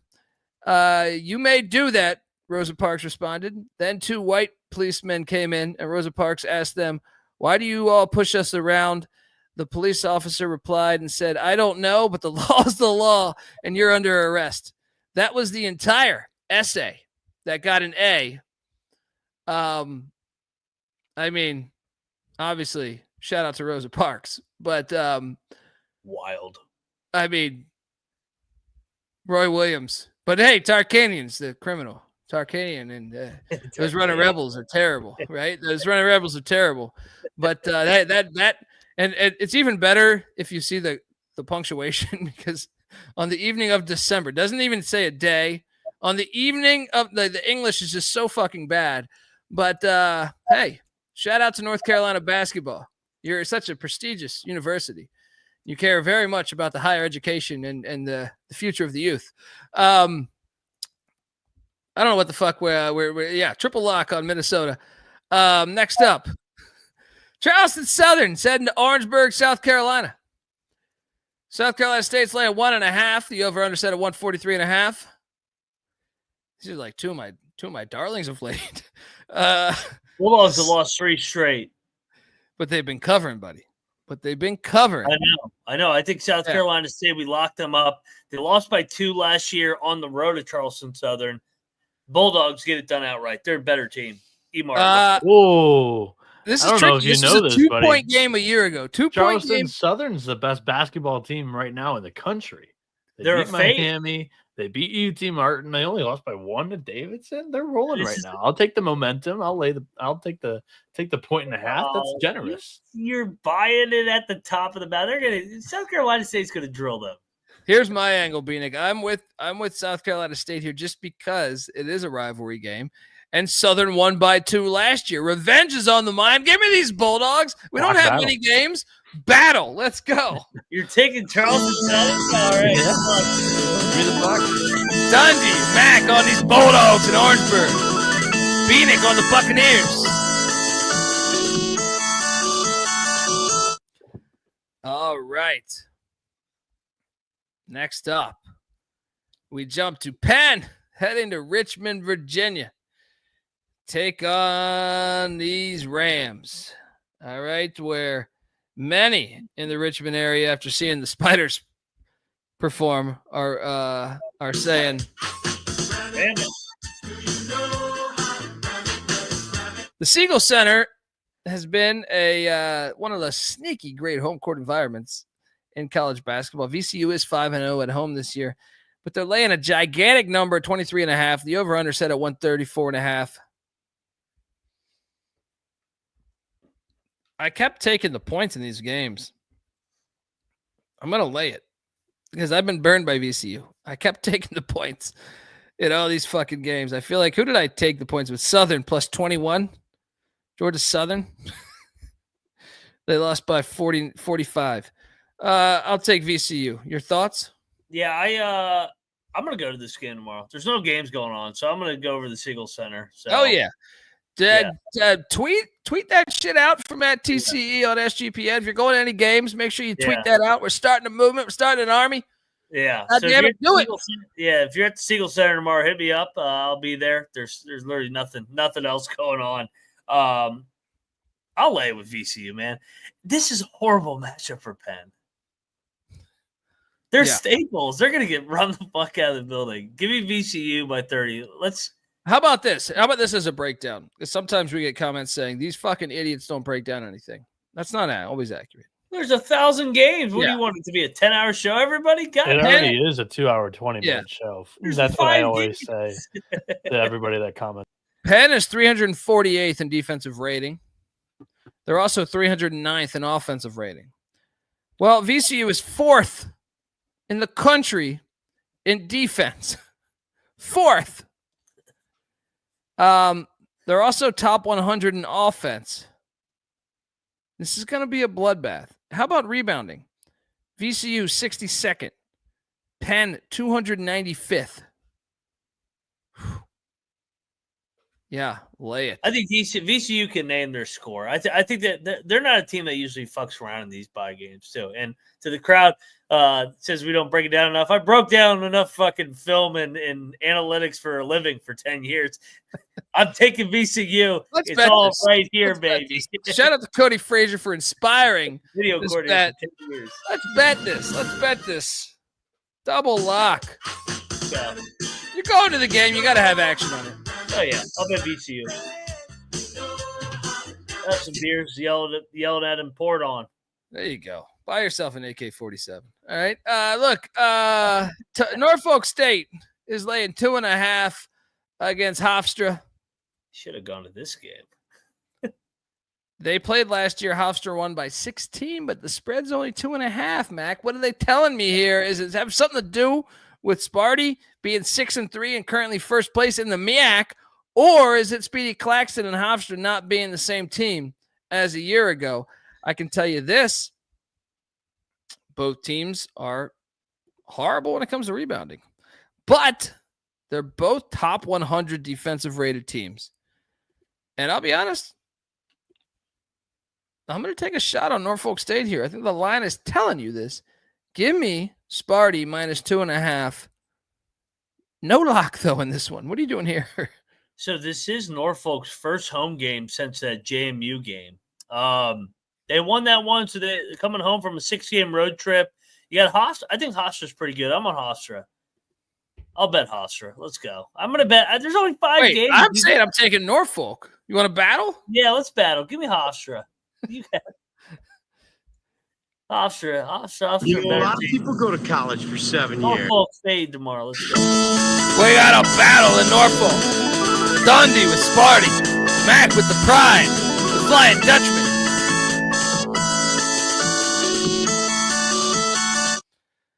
All right. And just like that, we are on the final slide of the evening. What a show. For Abilene Christian. I still gave you 1 hour, 1 hour and 45 minutes of content. Yes, I will stretch out these 14 minutes. Baylor's laying 22.5 against Abilene Christian, and I feel like these Wildcats have been chippy. They just won at New Mexico State. And by the way, how about our New Mexico State play in Albuquerque? Unreal. Oh, Real. I feel like they should put that somewhere. Put that in a fucking shrine. You know, when I die, you know, like the Egyptians used to do, they used to try to like, they would take all their possessions and put it in their fucking grave, you know, in their tomb. Even those bastards would also put their fucking like live cats in there. Just poor fucking cat. Hey, suffocate to death with me. All right. It's fucking just alive. Hey, sitting here with this gold. All right. You're never going to breathe again in about 30 seconds. But I'd like to be buried with a lot of my wagers. All right, just give me these tickets. All right, because in the future, I want people searching for those, saying this pick Dundee bastard. All right, this pick Dundee bastard really got it going. I feel like that New Mexico State one made the cut. Bury me with that New Mexico State one, guys. If I'd go, which I know I'm going to go before you guys, because you guys aren't on the edge as much like me. You don't want to flamethrower or anything, as far as I know. But 22.5 points. 20 game time decision is Edgecombe, by the way. And I think Roach is on the injury concussion list protocol. How do you get a concussion playing basketball? That's fake. Nowadays, you know what I mean? Fucking they really stretch out this concussion thing. You know what I mean? Protocol. CT. Goddamn NFL owners ruined it for all of us, right? You know what I mean? They ignore the science. Next thing you know, fucking, I hit my head on the window putting up the Christmas tree. Honey, I got a concussion. Look it up. Concussion. I'll take the points. Take the points. No. Do I got to bet on this though, man? Because I feel like if I have to, if I have to bet on this, I think I take Baylor then. But I feel like if I'm just picking this game, I like Abilene Christian. I know that doesn't make a lot of sense, but like I don't really want to bet on this game. With those intangibles, I'm taking the points. I'm betting on the fucking points. Let's go. Can I talk you into Baylor's side here? Well, what if these guys don't play? Well, they've had almost a week to prep for without them. And I'd like to see Baylor, give their depth some experience and give them a game or two here. Because it's this, and they have Abilene Christian, Norfolk, and then Big 12 is like shortly after those two games here. But this is Abilene Christian's first game against a P4, the first bye game that they're playing in. And to this point, this season, their opponents are shooting 56% effective field goal percentage from 345% against them. Their non-con strength of schedule, 259th. Yeah, they did lose to Montana State by 26. So I think you're getting a little bit of a discount for Baylor because people are questioning whether or not they're going to be without some guards tomorrow. Just trust that Baylor's going to show up today. All right, I'll drink the Kool-Aid that they're off the UConn loss. Just trust that they're going to go out and beat them by 25. All right, you swayed me. I'll drink some of that Kool-Aid with that shitty fucking Michigan water in it. Mac, what are you doing here? I'm laying it with Baylor. Baylor beat Tarleton by about 60. They're in the same league here. Like you said, this is Abilene's first bye game. Baylor needs a nice little get right spite off the loss. Disappointing at UConn. Baylor drills them. Triple lock. Baylor minus 22.5. I'm gonna cut that Michigan. You know what you got to do, Bieniek? You got to throw some vodka in that thing. It'll disinfect. We've already talked about this. That Michigan tap water. I'm just saying, when you have that Kool-Aid next time, don't bring that Kool-Aid around me in Vegas. All right, I'm telling you, almost anything. I'll put a fucking airport bottle of Tito's in that shit. All right, folks. Best 3 plays of the night. Can we even do this? Give me Minnesota. Yeah, give me Minnesota. Give me South Carolina State, and give me VCU. First 3 games. What are you doing here? I'll diversify the portfolio here for you. Give me Baylor, give me VCU, and give me South Carolina State. Are you guys gonna watch any of this Sarah Lawrence Columbia game? No, I'll be a VCU game. It'll be at the Francis Levian Gymnasium. It's on ESPN Plus at 7:00, and unfortunately, I might tune in for a little bit. Unfortunately, Charleston Southern, South Carolina State, and Hofstra, Norfolk State might be on. They got to go to commercials sometime. Check in on, do a wellness check on Sarah Lawrence. Hey, at least Flow Hoops doesn't have a fucking game tomorrow. By the way, they fucking suck. They fucking suck. I don't understand. I have their account. I don't understand. I don't understand how they don't hire me to announce the games. I got a broadcasting career. Like, it's like they don't want announcers. It's horrible. You know what I mean? Like, I feel like you can't go a game without the mic being unplugged at some point. I was watching one of their football games like 2 weeks ago. Right? And I was joking. I was joking with Patty C how I guarantee you the mic will go out at some point in this game. And like within like 3 minutes, we just had football action. This is a huge game in the CAA, and huge game. And we got like fourth quarter, 7 minutes, no one on a microphone. And it's like it's amazing that the CAA goes along with it. They re-upped their contract last year with them. Dude, and it's like I was watching Northeastern and fucking who was it? Northeastern versus Colgate today. It kept buffering the entire time. I don't understand. Like, they can Why hire am I paying you? Why am I paying you? They can hire me, and I will actually handle. Not only will I broadcast the game, I'll handle the audio side of it. Get that right? I will come there, and we will figure out. I'll FaceTime with a few pals from SGPN, and we'll figure out how the mic will not go out for the entire game. I think. And I swear, all you got to do to meet those needs, I don't even need money. Hire Pick Dundee. I just need, call 1-800-PICK Dundee. I just need a loaded liquid bar there. All right. If you're going to have me call the games and you're not going to pay me, I demand money. You got to have a free open tab, baby. Yeah. I mean, I'm not going to be a dickhead. I won't be ordering $200, Johnny Walker Blue. Just get me. That's what I'm saying. Just get me. Like, I'm a modest guy. We can do this, but they are fucking horrible. When Colby said that he was going to get to this show to 1 hour 45 minutes 8 minutes ago, I was like, "There's no way." But I'm actually very impressed that he's stuffed the last 8 minutes with just one game of course. Some nonsense. Well, talent, buddy. Yeah, I prolonged it. I threw the flow. Yeah. Hey, progressive insurance flow. Yeah. Who do you guys got in this Lincoln, California? Lincoln, California is one My of the best bets. yeah. You got. I'll talk about Lincoln, California in a second. How many games did you lock up? 3. Yeah. I took 3. Holy shit! Baylor. Bieniek has locked up 60% of the board. The only Baylor. thing on my mind, Gene, was pussy. Baylor minus 22.5 off the UConn loss. Abilene Christian. They get baptized here is my prediction. Minnesota plus 10.5.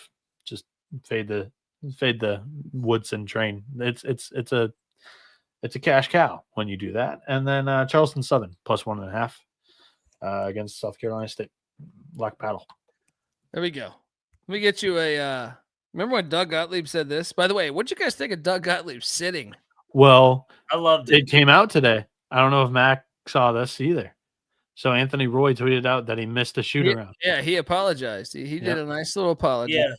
You remember when Doug Gottlieb said this? Mac was giving him the benefit. Kenny the Jet Smith, Sir Charles Barkley. Yes. Welcome back to New York, guys, and it's going to be a good night. I think we're going to have 4 terrific games tonight. I really do think that they're going to be pretty evenly matched, as it should be for Sweet 16. Cream rising to the crop. I don't know why you guys asked me. I'm just here to bring diversity to this set here. Give the kind of man's perspective on things from point guard position. No. Hold on. We got to talk about this. Doug Gottlieb. When he feels embarrassed with the statement, it doesn't go over well. Then he tries to dive deeper into it. My favorite part. Hold on, let's go back to it. Hey, Doug Gottlieb, Kenny the Jet Smith, Sir Charles Barkley. Welcome back to New York, guys, and it's going to be a good night. I think we're going to have 4 terrific games tonight. I really do think that they're going to be pretty evenly matched, as it should be for Sweet 16. Cream rising to the crop. I don't know why you guys asked me. I'm just here to bring diversity to this set here. Give the kind of white man's perspective on things from point guard position. On things. That's the best part. He rattles up on things point guard position. You guys know. You guys know what I'm talking about here. Doug Gottlieb, Kenny the Jet Smith, Sir Charles Barkley. Welcome back to New York, guys, and it's going to be a good night. I think we're going to have 4 terrific games tonight. I really do think that they're going to be pretty evenly matched, as it should be for Sweet 16. Cream rising to the crop. I don't know why you guys asked me. I'm just here to bring diversity to this set here. Give the kind of white man's perspective. This is the best. Thanks for point guard position. No. Hey. Kenny Smith. How you guys? No, I'm just checking, man. I'm just checking. You jumped right into it. You swam hard. That's upstream, I'm at that. We'll that's get great. you back before the end of the night. So for me, it's What's that? That reminded me. Gottlieb reminded me of Booger today. He fucking told a joke and fucking Herbstreit. You would have thought his fucking mom died with the way that he reacted when Booger goes. They start off the college football playoff committee and they go, "All right, Booger, what do you think?" And Booger's an idiot. Don't get me wrong.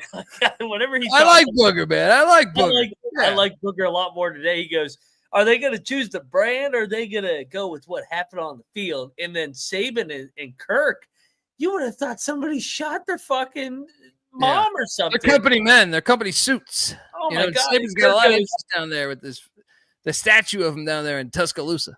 And Kirk goes, I don't even know what that means. Is that what's on social media or low hanging fruit? I was like, shut the fuck up, Herbstreit. My God. It was awkward. It was very awkward. Joke, you fucking pussy. Good Lord. The best part, though, Gottlieb, if it would have been just normal if he said, "Oh, I'm here to bring the cream rise to the top. I'm here to bring diversity to the set." Yes. I think it would have still been a little awkward because he came right in with it. But even worse is when you try to explain it. Then after he's like, "I played point guard." It's one of my favorite clips. I listen to it way too often. Folks, we're at 144. Give Noah Bieniek a follow on Twitter at NoahB77_. Shout out to Avetta who did Kirk's unbearable. Yeah. I mean, I as a dog lover, I feel bad that he lost his dog, but at the same time, God, I can't take his opinion on a lot of stuff with football related. Moneyline Mac's on Twitter at Moneyline_Mac. I'm on Twitter at TheColbyD. The college basketball experience is on Twitter at TCE on SGPN. And Lincoln, California. I was going to talk about this, Mac. They're playing San Jose State. Gary Payton was their coach. This is A lot of people think this university is a pyramid scheme. It might be. It might not be. It's in Oakland, California. They don't have a home stadium. They just play road games. It's kind of fascinating. Gary Payton was their coach, but then he didn't get paid, so he stopped coaching. It's funny how that works. He just stopped. Wait, you guys didn't pay me. And I think he's suing the school now, too.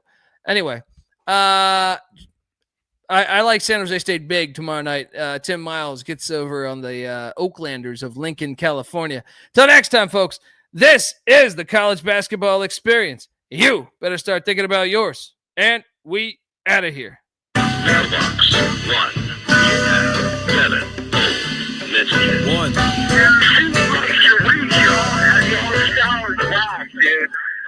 I'm not saying I'm impossible to outsmart my body and soul, or nothing without heart. And I'm not saying I'm impossible to outrun my body and soul, or nothing without love. And I'm not saying I'm impossible to outdo my body and soul, or nothing without truth. And I'm not saying it's impossible, but you're nothing without yourself.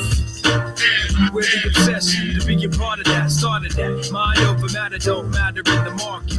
I've seen much smarter cats have heart attacks. Largely cause leaders need lambs to be lethargic. Match wits with the half-wit phantom. I don't need jumper cables or mic cords to analyze an analytical anthem. Between my 2 ears, an engine pumping the life force. Force field for your grip on the grievance. Still gonna feel unchallengeable and stiff. So arrange the pieces to prepare cohesive. All the hard work will go largely ignored if your hands are covered with post-its and paper cuts. You need to have your voice in the vice grip. The one who made it famous ain't the one who made it up. You don't get overtime just for working the night shift.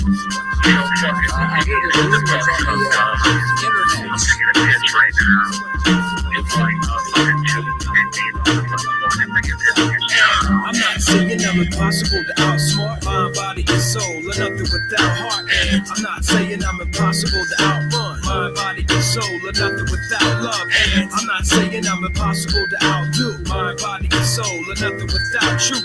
And I'm not saying it's impossible, but you're nothing without yourself. Every time I close my eyes, I'm taking to the same place, a playing field, and every contestant's got the game face. Everybody's yelling, you ought to play it safe. Make sure them shoes are tied and ankles tape. Shake the cobweb and hit the ground running. This is how cunning I can get with the footwork. You're doing it right, well, it shouldn't hurt. Flirt with greatness, still I run the famous. Nice high heels, I got mics for spice. Trampling the home team and the turf for life. For the few fleet of foot, too fast for me. I fear none, cause I run and ignore the pit. Of feet by the tree that are fast asleep. In love with the game, you adore the head. I believe in achievement. My soul isn't rewarded just cause it's easy goal and moves toward it.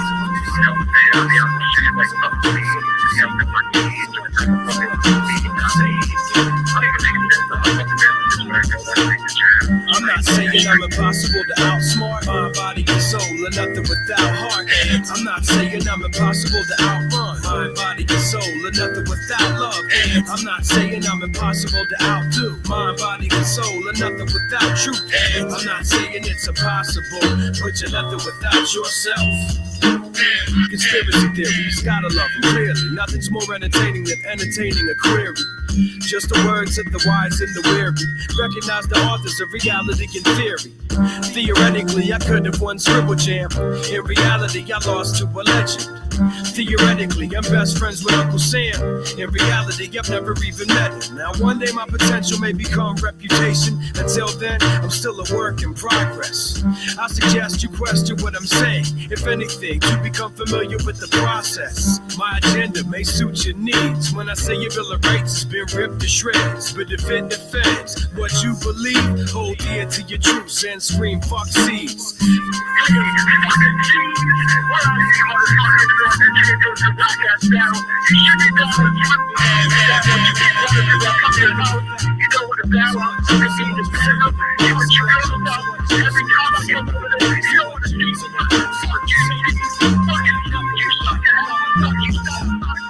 I'm not saying I'm impossible to outsmart my body and soul, or nothing without heart. And I'm not saying I'm impossible to outrun my body and soul, or nothing without love. And I'm not saying I'm impossible to outdo my body and soul, or nothing without truth. And I'm not